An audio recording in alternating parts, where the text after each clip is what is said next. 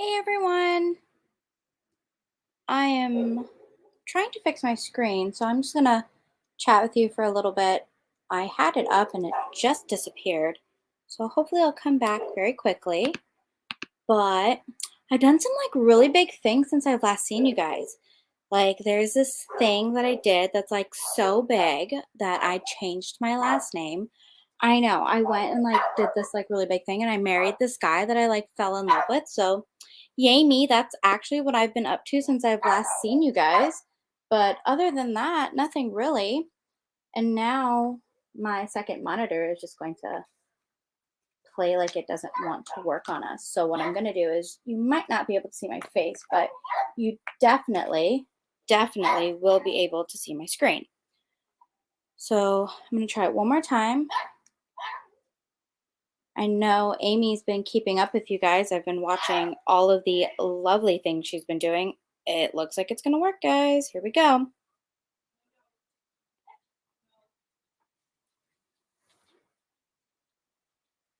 Woohoo! Okay. So, what is life without a little technical difficulty, right?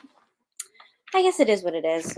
I'm not going to complain about it. But welcome to Math Wednesday, and I am now Miss Pryia Jarbandon. I know you guys just know me by Pryia, but let's get started. Question 1. It's a pre-calc question. So our question here tells us to just find the inverse. There's nothing else. There's nothing to go off of. You kind of really have to either you know it or you don't, right? That's where most of our questions lead us back to. You either know it or you don't. So when you think of inverse, it's kind of like the opposite. That's what people normally think, stuff like that. Well, there's two approaches to this. There's one approach that I learned when I was in school, and then there's an approach that a student actually just showed me that her teacher taught her. So we're going to go through both of them just to give you both ideas, just so you have them. The more you know, right? So my approach that I grew up doing and the way I've always done it is I switch my X and Y.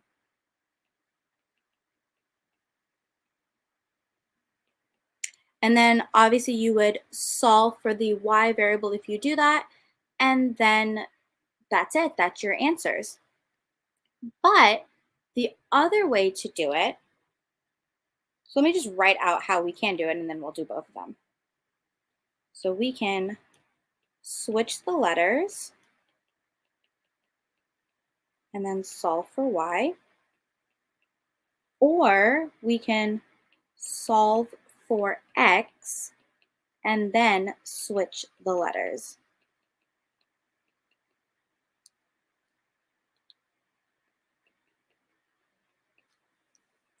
So obviously this is kind of like a preference thing, right? So I'm going to show you how I've always done it. And another way to write f of x would be what? It's just y. So this equation says y is equal to 3x plus 7. All right, now that we have that, I'm going to do it this way first. So I'm going to switch my x and my y. So I'm going to have x is equal to 3y plus 7. And I'm simply going to solve for y. And this is to do your inverse. So I'm going to subtract 7 onto both sides. I treat this like a regular problem, nothing special. We'll have x minus 7 is equal to 3y. Remember, we want y all by itself. So when two letters are mushed together, that is connected through multiplication. So you want to make sure that you're doing the opposite operation. So the opposite operation of multiplication would be division. Divide both sides by 3. And you have y by itself. So here we have y is equal to x minus 7 divided by 3. And guess what? That is our winner, chicken dinner. That, ladies and gentlemen, is D. So just to show you that the other way works, let's do it in orange.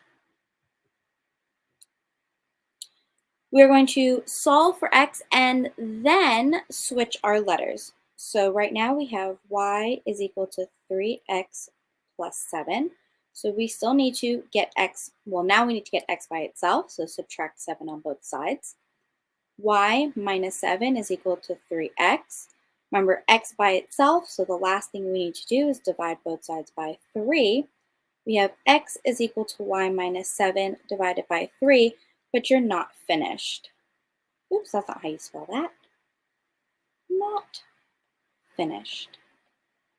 Okay, and remember the last thing here is you now need to switch your letters. So your answer will be y is equal to x minus 7 divided by 3, which is the same answer that we got on the other side. Right, so it's really just like a preference thing, right? If you like to switch your letters first and then solve for y, so then there's no complications on having to switch them again, that's completely okay. If you prefer to solve for x and then switch later, it's also completely okay because look, you get the exact same answer. So there's nothing to worry about. So I have a bonus question for you guys here. I figured let's go ahead and try something a little bit more complicated. What is math if I don't throw weird problems at you guys, right? So now let's find the inverse of this function. F of x is equal to 4x minus 3 divided by 7. So what do we do? I'm going to switch my letters first because that is the way that I like to do it. And I apologize if you prefer the other way. You're more than welcome to do that on your paper. And let's hope we get the same answer. So we know that we can rewrite this as y is equal to 4x minus 3 all divided by 7. So I'm going to switch my x and y. So I'm going to switch my letters. And that will give us x is equal to 4y minus 3 divided by 7. Remember, we need to solve for y, right? That is how we solve in this case. So the first thing I'm going to do is get rid of that 7. I don't like it. You don't like it. You're probably palpitating over there going, well, here she goes. She gave us this fraction. She's not really like doing much with us. But it's not hard, I promise. We didn't do it. The fractions didn't do anything to you, so don't discriminate against them. So remember, we're doing the opposite operation, which means if 7 is being divided, the opposite will have to be multiplication. I should hear you screaming all the way from wherever you are to my little office. So we're going to multiply both sides by 7. So generally I write it like this. So let's stay true to who I normally am. I'm going to move it over a little bit because I did not realize I did not give myself enough space.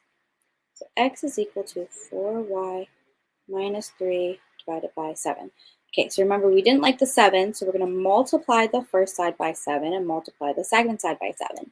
And here is where we normally get a lot of confusion, right? Because I normally go, oh, well, the original side with the 7 just kind of makes that go away because it turns into a 1. And then I have somebody go, but how do you know? I will do the math for you, we will erase it, and then we will continue with the problem. So why I don't actually multiply and divide by 7 when I'm doing the problem, and I can actually know to just kind of get rid, I don't even like that word, but we have to use it, get rid of it, is because of this. So I have the 7 right now that's being divided by everything. And then remember, we said that we wanted to multiply it by 7. Well, if you multiply by 7, it's the same as saying 7 over 1, right? Because a whole number is always over the imaginary 1 that we don't normally see. So right now, if you see it, great. You can always reduce your fractions if you do numerator denominator, or you can mix and match your numerators and denominators, but you can't mix and match numerators and denominators together. So this 7 down here and this 7 allows me to reduce that fraction. So that becomes a 1. And now I can just multiply straight and have 4y minus 3 all over 1, which is the same as just the numerator. Okay, now some of you may be like, oh, well, I don't really see it that way. Well, let's do it one more time. There's one more way to explain it. So we have 4y minus 3 all over 7. And remember, I wanted to multiply it by 7. And we still said that it's 7 over 1, so we're going to rewrite it as 7 over 1. And we're going to actually do the math, okay? So 7 times 4 is 28y. And 7 times negative, so a positive and a negative, it goes a negative number. 7 times 3 is 21. And that is being divided by 7. So now I'm going to perform my divided by 7 part. And I'll have 28y over 7 minus 21 over 7. It's the same as the original problem that I had right here. So now when I do that, I get 7 goes into 28 4 times, keep your y, and 7 goes into 21 3 times, keep your negative. Right? So that is how I actually know that I don't need to do the math every single time. That when I'm multiplying by that 7 on that side, that I don't have to do it all out. I can just say, okay, well, 7 over 7 is 1, make that disappear, the word that I don't like, get rid of it, and then I can keep moving forward with the problem. So remember, the key here is we're going to keep the numerator. Okay, so don't forget, whenever we do this, you have to still keep the numerator. So after we multiply 7 on both sides, we'll have 7x is equal to 4y minus 3. Okay, and remember, we switched our letters first, so we are solving for y right now. So I need y by itself. I'm going to add 3 to both sides. I'll have 7x plus 3 is equal to 4y.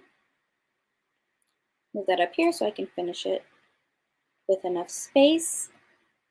Remember, we need the y all by itself. Last thing to do is divide by 4 because that 4 and that y is being multiplied, and you do the opposite operation. So y is equal to 7x plus 3 divided by 4, and that is our winner chicken dinner for our inverse of this problem. Not that bad, not that bad. Some of you are probably staring at the screen going, oh my goodness, why? Why did she do this to us? I was in a pre-calc mood, so we have another pre-calc question. I know, who picks up a textbook for fun? This crazy girl does that's teaching you math right now. So we have two functions that we were given, and it gives us an f function and a g function, and they ask us to find this thing over here. I've heard so many people call it fog.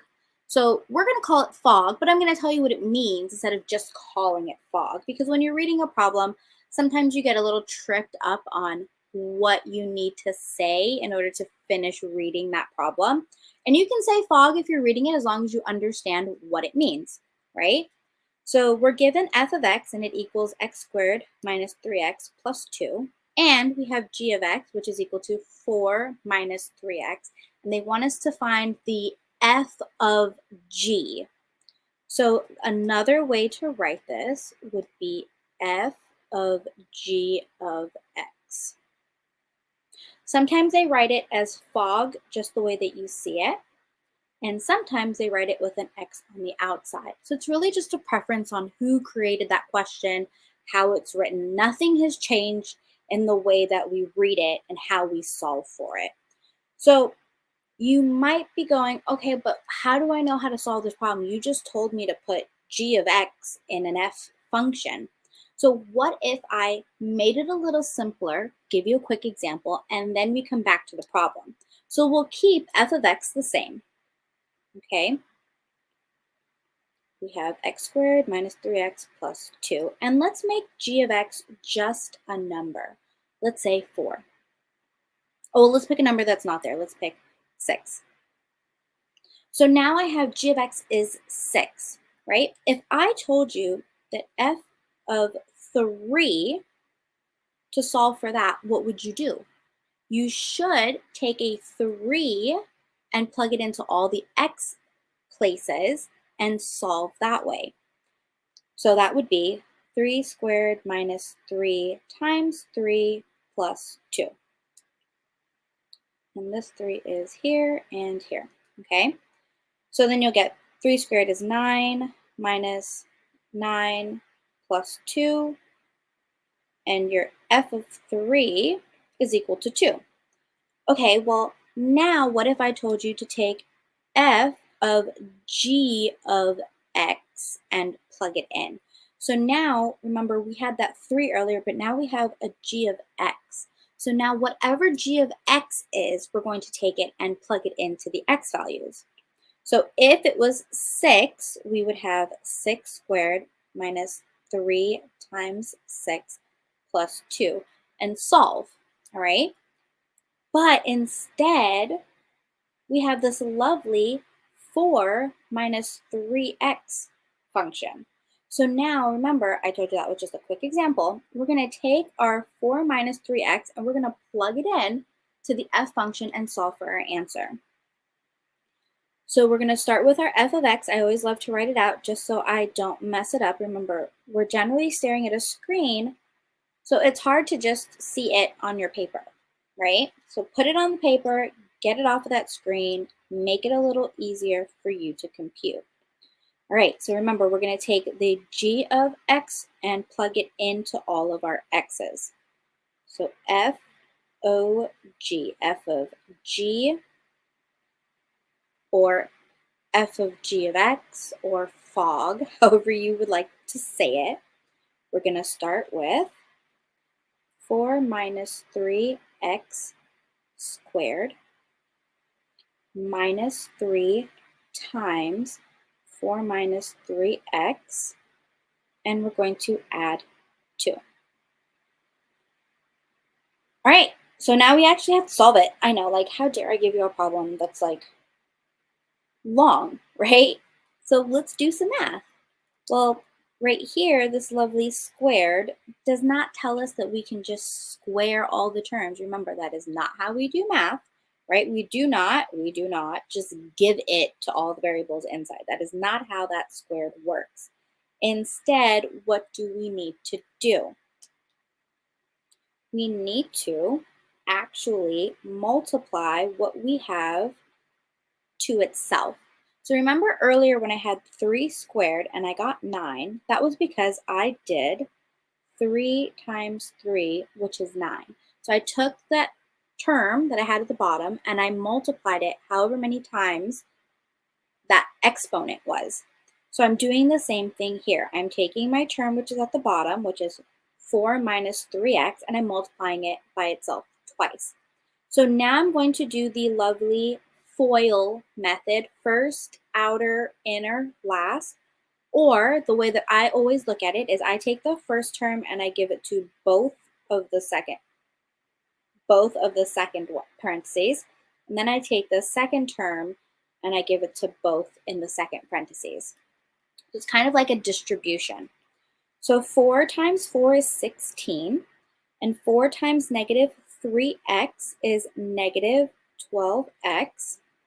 Then negative 3x times 4 is negative 12x, and negative 3x times negative 3x is positive 9x squared. Right, so that took care of the first part. That one's done. Now let's do the second part. The negative 3 times everything in the parentheses. So here I can simply distribute what I have. So negative 3 times 4 is negative 12, and negative times a negative is a positive. 3 times 3 is 9. Keep the x and bring down the positive 2. All right, now all you have to do is combine like terms and see where we are. We're not that far away. I only have one x squared. So I'll keep the 9x squared. Then I do have a couple of those x's, right? So we'll have negative 24x here, and we'll add 9 to that to get negative 15x. And then the last thing is all of just the numbers with no variables, and that gives us a lovely 6. All right, so this is the answer we are looking for, and it so happens to be the first one. Okay, I apologize. Let's try that one more time. A is winner, winner, chicken dinner. Not too bad once you know how to do the problem, right? So anytime you see fog or f of g of x, and they can write it another way. They could have written it, let's just put the side note over here. Side note. They could have written g of f, goth, I guess we could call that, and a g of f of x. So you would have had to do the g function and plug in the x everywhere that you see it, right? So there are different ways for them to say things like this. So it's just keeping yourself on your toes and knowing what you need to do in order to be successful. Okay, and if you have a question, you can always drop it in the comments. I'm always reading them if anybody says anything. So here we are with a lovely geometry problem, question 3, and it reads, if the length of each side of a square is increased by 3 centimeters, the perimeter of the new square is 40 centimeters more than twice the length of each side of the original square. Whew! Find the dimensions of the original square. So that was a mouthful, right? So that definitely took a little bit out of us, but we have to figure out what they're telling us, right? We can't just read the problem and absolutely just know and move forward from there. So it says, if the length of each side of a square is increased by 3 centimeters. So the new square is increased by 3 centimeters. So that's the new square. And the same new square's perimeter is, so they told us the perimeter is 40 centimeters more than twice the length of each side of the original square. So this sounds like I need to draw 2 squares. Right? Let's see if I can cheat and draw 2 squares. So I'm going to draw my first square. Right? And then I'm going to draw my second square. Make it just a little bit bigger so I know that it's my second square. All right, so if the second square is the new square, I'm going to write new, and I'm an 80s baby, so I'm going to write the OG, the original, right, in the first square. If our second square is 3 centimeters more, we automatically know whatever the first one is, we have to add 3. So I'm just going to call that x's for the original, the OG. And for the new guy, I'm going to say x plus 3. And I don't need to write it all around the square because we know that squares have all equal sides, right? So it's just the original square and the increased square, which is our new square. Then they told us this lovely piece of information about the 40 centimeters being more than twice the length of the original square. Well, how do I put that into words? 40 centimeters more. So right now, I already know that I have 40 plus, and then I'm going to deal with the twice the length of the original square. Well, what is the length of the original square? Remember, we named that x, and it says twice. Twice tells us 2 times, right, by 2. So that whole sentence translates to 40 plus 2x. Doesn't seem too bad, but now we need to figure out what we're going to do with that. That 40 plus 2x is what? It is the perimeter of the new square. So for the new square, we're going to call it the new p for the perimeter. We have 40 plus 2x. And you're going, okay, well, how does that even help us with what's going on? Well, if we look at the new square right now, without the equation we just created, based on the new square, just looking at it, what can we say that current perimeter is? Remember, perimeter means what? Perimeter is the sum of all exterior sides.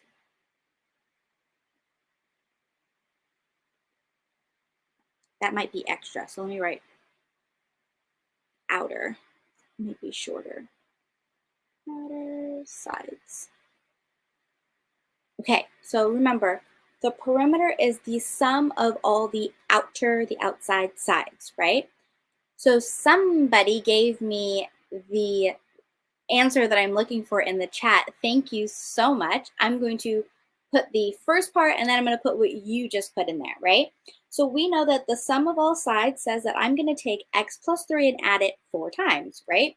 So x plus 3, x plus 3, and I can do this 4 times, or there's another way to write this, and the other way to write this would be 4 times x plus 3, because I'm doing the same thing 4 times. So When I distribute my 4, oh, let's not use that color because I use that for the other perimeter. Let's make it green. When I distribute my 4, I get 4x plus 12. And that's based on just looking at the shape, right? So now I have 2 perimeters for the same shape, and I don't have any numbers really to tell me that, well, that perimeter is 75 or that perimeter is 100. We just have more letters, right? But if the perimeter can be rewritten as 40 plus 2x and can still represent the same perimeter of the same square as 4x plus 12, then what can we say about the lovely 2 equations that we just created, everybody? What could we say about these? I need you to tell me that they need to be, and I'm hoping that you're saying it first and then typing it, equal to each other, right? They are both the same perimeter for the same square. Why wouldn't they be equal to each other? If I am Pryia with a capital P and I am Pryia with a lowercase p, I am still the same Pryia, right? So it's just about making sure that you understand that both of them are the perimeter for the exact same square. The square has not changed. It is the new square, not the OG, right? So once we figure that out and we have all this information, I told you that we will put them equal to each other, and we will. So 4x plus 12 is equal to 40 plus 2x.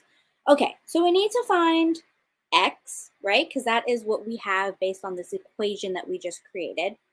And then let's see if we can answer that question, right? So let's solve for x. I'm going to subtract 2x on both sides, and I'll get 2x plus 12 is equal to 40. And then I'm going to subtract 12 on both sides, and I'll get 2x is equal to, I think, 28. You guys know the easy math is not for me. 2x divided by 2 is equal to 28 divided by 2, because remember, we want to get rid of the 2 and keep the x. And x is equal to 14. Okay, so I see some comments in the chat, so give me a second. Let me read through them really quick.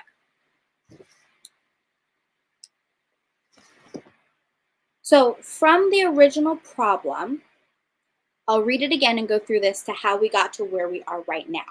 Okay, so the original problem tells us that if the length of each side of a square is increased by 3 centimeters, so they didn't tell us anything else, they just told us to increase it by 3.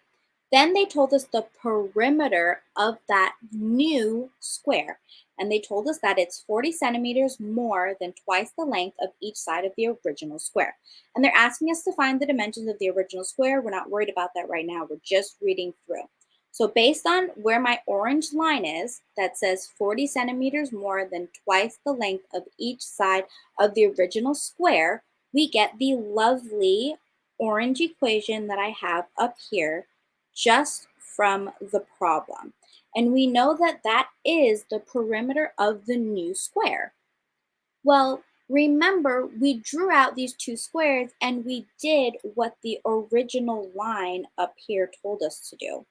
That green line told us that the first square was whatever we named it, and the second square is 3 more. So we have our OG, our original square, and we have our new square. So we named our original square just x, and we knew that based on that green line that I underlined, that we had to do the new square plus 3.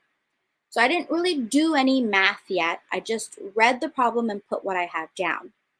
Now here is where we have to put our thinking caps on, and we have to say, okay, well, what else do I know? They didn't give me more information, right? So I'm looking at the new square, and I realize that they gave me the perimeter, but in this lovely equation form, and the equation is not going to help me. So what else can I do? Well, based on what we know and what we have, I was able to take the sides of the new square and create another perimeter equation, and that is the lovely equation that we have over here. Okay, I know that the perimeter is the sum of all sides. So another way to write this would be adding literally all the sides. X plus 3 plus x plus 3 plus x plus 3 plus x plus 3. Okay, and now we're going to combine like terms and we're going to get our simplified version. 1, 2, 3, 4 x's, 3, 6, 9, 12. Okay, so that is where we got that second equation from. Well, now we know that the 40 plus 2x and the 4x plus 12 is both perimeter equations for the new square. So if they're both equal to the same thing, the perimeter of the new square, then they both have to be equal to each other. So that is how we're able to set both equations equal to each other to solve for x. And now we ask ourselves, well, what does that x mean? What is it? What are we doing with it?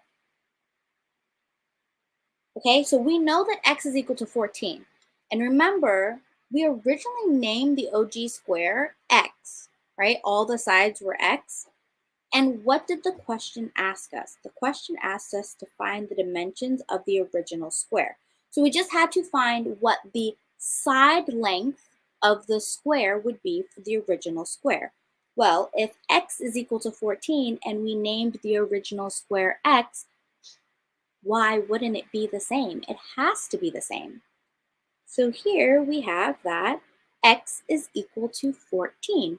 The original dimensions of the original square is 14. Whew, that was a long one. It's not a bad one, but it's a long one, right? And if you've never seen a problem like this before, it really does trip you up because you start looking for information that's not there. Well, technically the problem has everything that you need. You just have to put it all together, right? It's like this huge puzzle and we have to put all the pieces together. Everything was there. And because they didn't give us a numerical value for perimeter, we had to keep searching to see what else we knew about that square that we could use.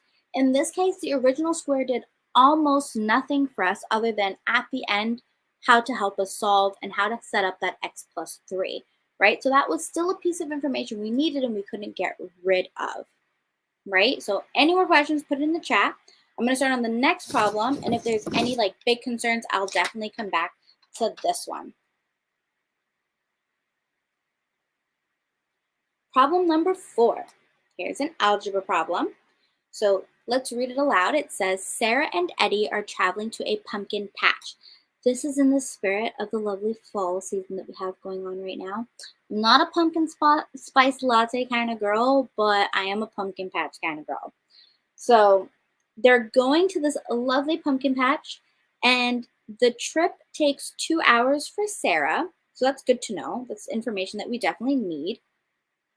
The trip takes 2 hours for Sarah and 2.5 hours for Eddie. Okay, so since he does live 40 miles further away, Eddie travels, still Eddie travels 5 miles per hour faster than Sarah. And then they want to know the question. Find Eddie's average rate. So the word average here isn't meant to physically solve for an average. We don't have multiple data points to put together to actually solve for average, which is another word for mean. We don't have that here. They're just using the word to tell you that we need to solve for his speed, right? So average doesn't mean, it's not taken for its definition value. It's taken at the face value here, right? So we know what about Sarah? We know one little piece of information about Sarah. Sarah takes 2 hours to travel. That is it. That is all they told us. She's not giving us much information. But Eddie is filled with lots of information. So what do we know about Eddie? We know that Eddie takes 2.5 hours for travel. Well, 2.5 is the same as saying literally 2 and half, right? And a half. So we'll reconvert that, we'll convert that into a decimal form. And I would like to say 2, let's hope you guys get that right, 0.5 hours. And it does say that he lives 40 miles farther away. Well, here's the thing about the 40. If Sarah lives over here and Eddie lives over here, and they're going, let's say the pumpkin patch is here, right? Sarah has 40 more miles. Just kidding, it's the opposite. I wrote that backwards. I know, now you're like staring at me going, okay, now you've confused me. Okay, so Eddie lives 40 miles away, like further away. So Eddie is here, Sarah is here. Eddie has this 40 miles to travel to be at Sarah's destination, right? And then once they both get here, they both have the same distance to get to the pumpkin patch, right? So this is our 40 miles here. So here's the thing about the 40 miles. If you by default put the 40 miles in the wrong place, you will end up with a negative value. And I challenge you to do that and see that you will get a negative value for it. So the thing about that is, you know that when you're traveling and stuff, you can't have a negative rate or a negative distance or anything like that. So that negative value didn't necessarily mean that you were wrong. It just meant that you gave the 40 to the wrong person. So you're actually supposed to give the 40 to Sarah.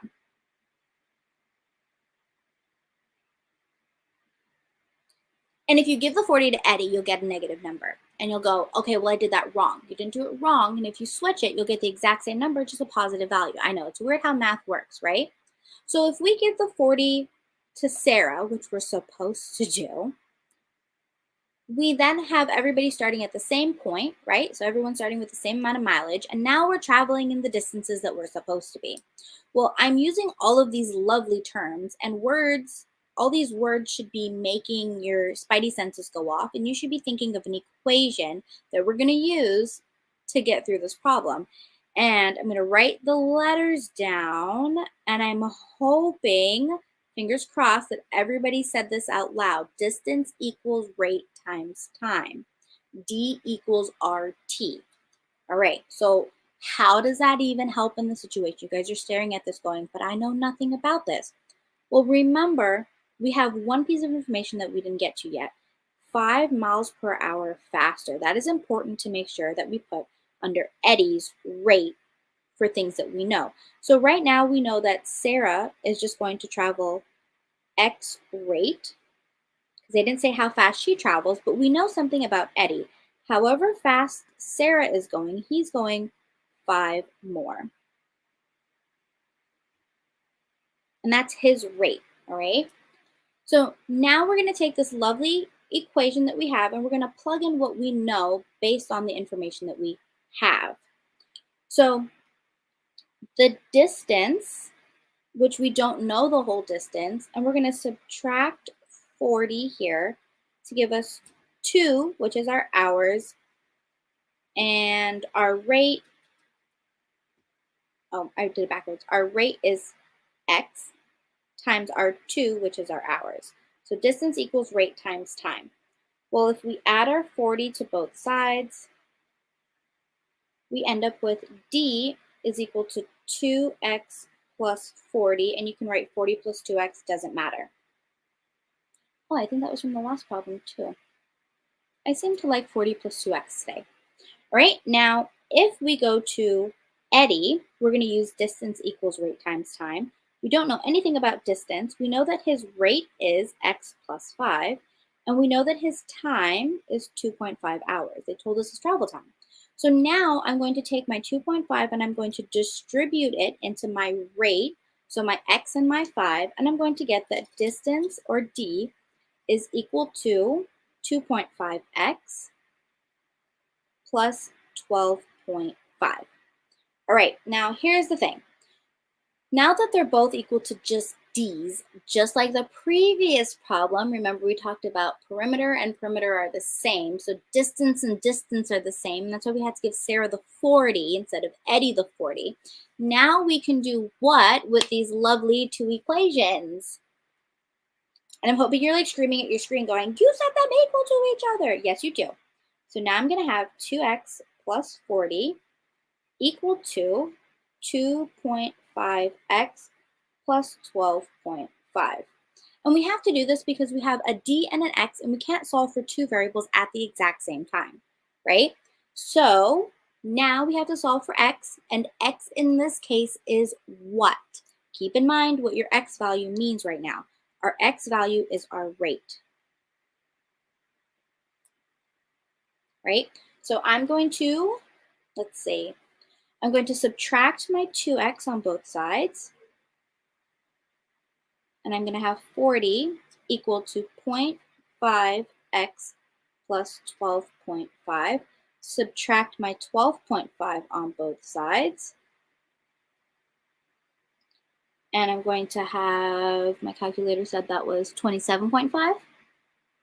27.5 is equal to 0.5x or half x. If you like fractions, leave it in a fraction. If you don't like fractions, change to a decimal. Either way, it doesn't matter. And remember, the last thing you need to do is get x all by itself. So divide both sides by 0.5, and our x is going to give us 55. And remember, I told you earlier that if you had done it the opposite way and gave the wrong person the 40, that this would be a negative 55. And you would understand that something's a little bit off. You can't go in a negative speed. You are either moving or you are not moving, but you are not unmoving in a negative direction, right? So our rate right now is 55. Well, remember, x is rate, and earlier we had used some variables to help us understand what everybody had, right? And Sarah was just x, but Eddie was what? Eddie was x plus 5. So don't forget, you have to use the x plus 5 to give us the 55 plus 5 to tell us that Eddie's rate is 60 miles per hour. That is his rate. That's how you drive. So it is 60 miles per hour. 60, just a number, and that's it. Winner, winner, chicken dinner. This is also another one of those problems where the first time you see it, it seems really difficult. But as you do more problems like this, you understand how it works out, right? It's not that bad moving on by yourself. All right, so these are definitely problems I suggest you practice and keep up with. Right, number 5, here we go, some college algebra problem. So I have solve 4 log quantity times 2x minus 6 equal to 8. What are you doing? What am I doing? I know, that is like what you guys are screaming at the screen right now. Like, how are we going to solve this? Well, we have to solve it for x. They kind of told us that part, so that makes it a little easy for us, right? We just know what we're doing now, but we still need to figure out how we're going to do it. So I'm going to just rewrite the problem. I'm going to write 4 log times 2x minus 6 and put that equal to 8. And now you guys are like, okay, but like, what do we do? Well, I don't know what to do yet. So let's just try to like make log by itself, right? So let's try to get rid of that number in the front. So I'm going to divide both sides by 4. Right? So now I have log is equal to log times 2x minus 6 is equal to 2. Okay, that looks a little bit more digestible. But now it's kind of like, okay, but now like, what do I do now?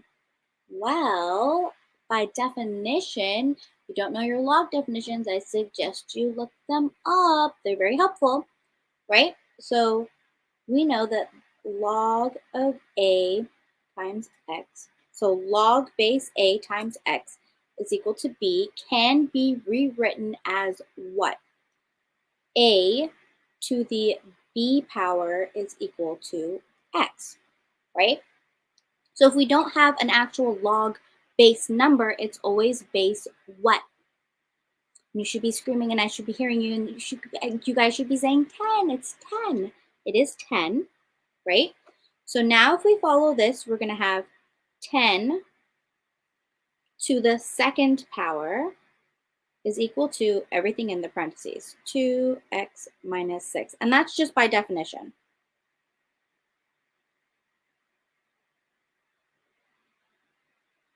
There's no magic button or anything. It's just literally by definition. I'm just using the definition of log to go from where I am at log base 10, 2x minus 6 is equal to 2, over 2, 10 squared is equal to 2x minus 6. And I need to solve for x, so I'm going to treat this like a regular equation now, right? So 10 squared is going to be 100, is equal to 2x minus 6. Add 6 to both sides, so I'll get 106 is equal to 2x. And remember, I always run out of space, so I got to go over here. Last thing to do is divide by 2 because we want x all by itself. The 2 and the x are connected through multiplication. Do the opposite operation, and x is equal to 53.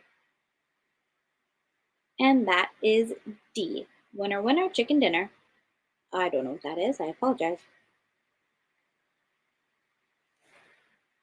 It's not that bad once you know some stuff, right? Yeah, doesn't seem hard at all. You guys are probably still sitting there going, yeah, sure, okay. All right, well, if you know your definitions, then these aren't so bad. All right, number 6. It is not algebraic thinking. It is just algebra. It's another log problem because I was in the mood to do some weird stuff. So we're solving for x again, right? So we're going to rewrite our problem. We have log of x plus 198 minus 2 is equal to log of x. And the parentheses are technically optional, but I like to keep them because I know that the log goes to the x and the 198, and I don't drop it when I just write the x, right? So just keep in mind, keep those parentheses. It keeps your mind sharp and it keeps you where you need to be. Well, based on definitions that I know, I kind of need to get all my logs together. It's kind of like your x variables and any variable that you have. So you want all your x's together. So let's get all our logs together. And let's move everything else off to the side. So I'm going to do like a double step here, right? I'm going to add 2 to both sides. And I'm going to subtract log of x to both sides. Okay, so that log goes away, that 2 goes away, and I rewrite it as log of x plus 198 minus log of x is equal to 2. No, you cannot combine your logs because they do not have things that are the same right now, so you have to keep them the way that they are. Now I'm going to use a definition. I don't know why I blanked just now. Well, I know that if I have 2 logs that are being subtracted from each other, log of A minus log of B, I can rewrite that as what? Log of A divided by B. So I can now rewrite my lovely log that I have here, my 2 logs, as log of x plus 198 over x, because that's my A in the front and B second. So I'll have log of x plus 198 divided by x. And that's still equal to 2, all right? And you guys are probably staring at this going, okay, here we go. Now what are we going to do? We're going to use our definition again. All hope has not been lost. We still have places to go. So now we have our log of A times x is equal to b. And remember, we rewrite that as a to the b power is equal to x. So we're going to do that here. Remember, we have base 10 still because we don't have a number, so it's always going to be 10. So now we're going to rewrite it as 10 squared is equal to x plus 198 over x. All right, so just like a regular problem, you now solve the way that you do everything else. We don't want that x in the denominator, and we want to make sure that we do our exponent. So we're going to do our exponent first and then the x. So I'm going to draw a little box here so they'll stay away. And we're going to have 100 is equal to x plus 198 divided by x. Now I'm going to rewrite it and move forward. So remember, we don't want that x in the denominator, so what do I need to do? I need to multiply both sides by x. So I have 100x is equal to x plus 198. Well, I need to get all my x's together, so I'm going to subtract x on both sides. And I'm now going to have 99x is equal to 198. And when you divide both sides by 99, what do you get? You get 2. So x is equal to 2. C. And all by just knowing definitions. I didn't do any crazy math. I didn't do anything special. All I did was use my log definitions, and I was able to solve the problem. And those are the two definitions that we used in the problem, right? We used our division or our subtraction log, and then we used our regular base rule on how to rewrite a log. It's not that complicated, I promise. And then I was in the mood for a probability problem. So question number 7 is all about probability. So Mr. Keen's treasure box contains different prizes for students to win the weekly question. So Mr. Keen has 7 stickers, 3 erasers, 8 stamps, 14 pieces of candy. Oh, I probably should have told you in the treasure box. So those are in the treasure box. And then what is the probability Johnny will get a sticker and then a piece of candy for his prize this week? So we know that all of those things are in the lovely treasure box. Oh, so that means my math is wrong. Okay, hold on. Let me grab my calculator because I will not, I repeat, I will not know my numbers today. All right. So we know that each of those are in the treasure box. So we're going to add them all together. And when we add them all together, we have 7 plus 3 plus 8 plus 14 for all the objects in the treasure box to get 32 pieces total. So that's our total. And remember, we're doing a probability problem. So he wants 2 items. He wants a sticker and he wants a piece of candy. So 2 items, if we're pulling 2 items, it means that we will also need to have 2 fractions. So let's start with our 2 fractions. And because it's probability, you're going to multiply your fractions together, right? And we want a sticker first. Oh, that probably means my answer choices are wrong, so I'm going to apologize for now. And we want a piece of candy second. Okay, so if we do that, how many stickers are there in the treasure box? There are 7 of them. And how many objects in total do we have? 32. Okay, well now we need to figure out how many pieces of candy there are. There are 14 pieces of candy. But how many pieces are left or do we have in the treasure box? It is no longer 32 because if he's getting 2 prizes, he's getting a piece of candy and a sticker. He's not going to put the sticker back. So he kept that sticker, which means that we now have 31 pieces in the treasure box. So we're going to multiply straight. We're going to get 7 times 14 is 98. And we're going to get 32 times 31 is 992.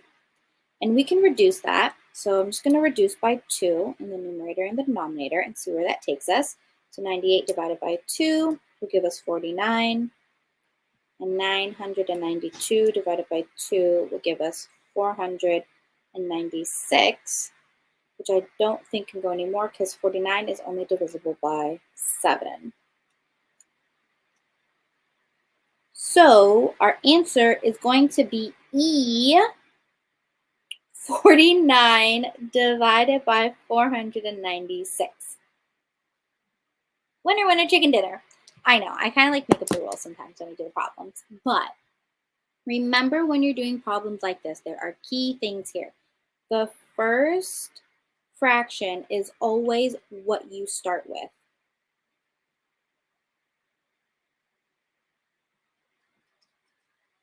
And the second fraction is always what you now have or what you have left.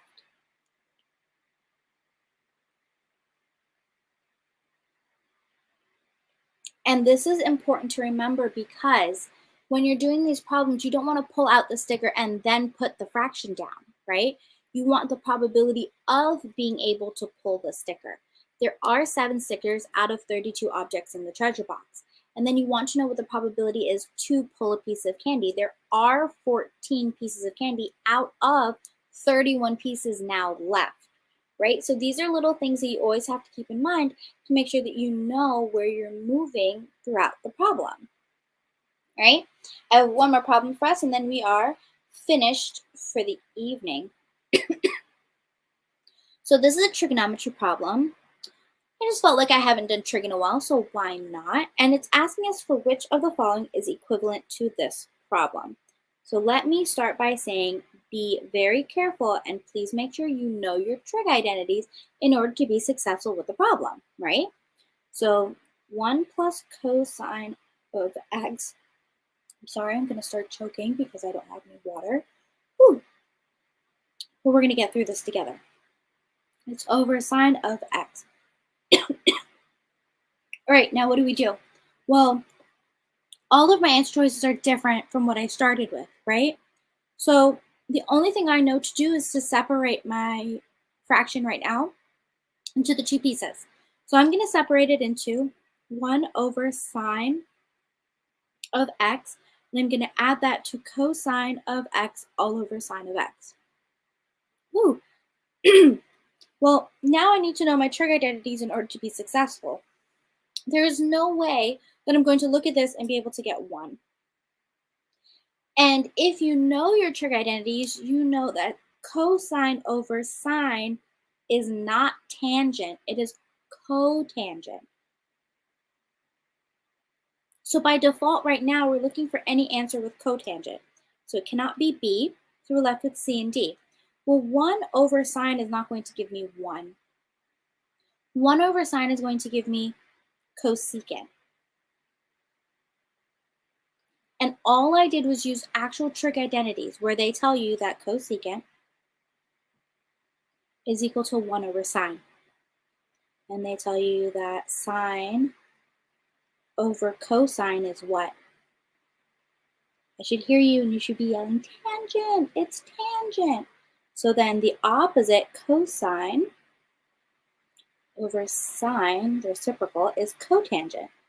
So these are little identities that you should know, right? And there's another one that tells us that sine squared plus cosine squared is equal to 1. And we can kind of manipulate that a little bit to get whatever we want out of it, right?